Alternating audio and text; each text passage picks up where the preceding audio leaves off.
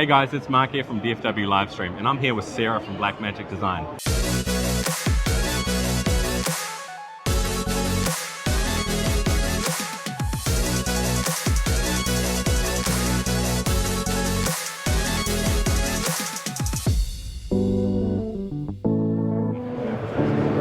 Streaming encoders and decoders. Yes. Now these are completely new to Blackmagic Design. Is that correct, or have they a variation been around for a yes while? and no. Okay. Okay. So the streaming encoder is actually the new name for the web presenter. So the web presenter 4K and the web presenter HD. Okay.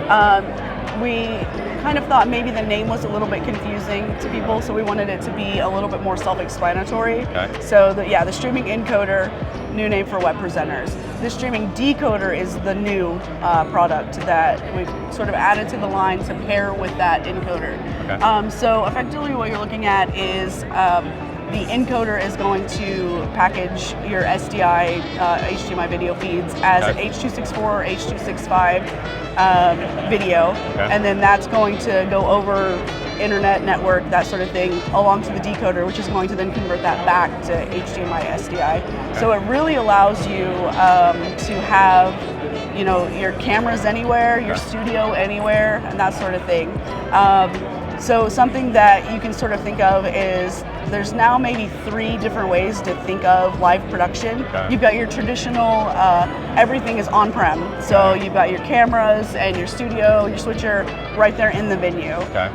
What's great about that is it's zero latency, everything's direct connected, you're on the go. So the next thing would be where your cameras and everything are all sort of maybe in a place, but then your switcher is maybe back in the studio.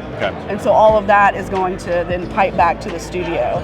So that's something that like our ATEM streaming bridge would have handled. So it takes all of those and then sends them back. But the new way to think about things is everything's in the cloud.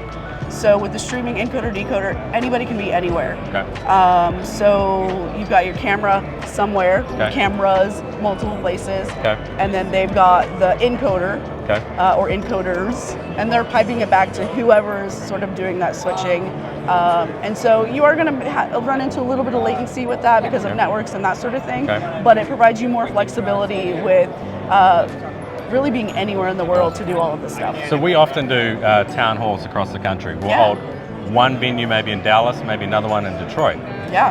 So that'd be ideal in that type of situation. Instead of trying to run it over Zoom or do something like that, we can in Detroit they can have the encoder, they're sending it back to me in Dallas. I have a decoder for them, using that as another source in my workflow, and then we're live streaming it from there. Is exactly. That correct? No, that's pretty much the idea. So you would just send that encoder to whoever needs it, or if you worked with clients frequently, you would just essentially let them hang on to one, and then you can set stuff up pretty much whenever you need to. That's awesome. And the encoder is also acts as a web presenter. It's not, you can send it out to the web as well. Is that correct? Yeah, exactly. So it's not just confined to like your internal local network. So you are really sending that out and then taking it down from the world. And a couple of questions about the specs. Do you know anything about latency? Rough, I know you probably can't tell me based on networks, things like that. So it is really tough to tell you exactly what the latency is because it does really depend on where you're at, how that network is set up, that sort of thing, connectivity in whatever area. So you could have potentially potentially, several seconds. Okay. Even tighter than that could be, just maybe a couple seconds. Okay. It just really depends on sort of where you're at, okay, and where you're going. And are they directly the Ethernet only, or is that Wi-Fi or any? The web presenter had the input, the USB input for a modem on the front. Yeah. Is it something similar to that? It is actually very similar to that. Okay. So there's the Ethernet connection, okay, and there's the ability to tether a phone. Okay. And you can actually prioritize one over the other. So you could have both connected, okay, and maybe be utilizing the Ethernet, but then say if that fails, it would then fall over to the phone, the 4G or the 5G connectivity on the phone.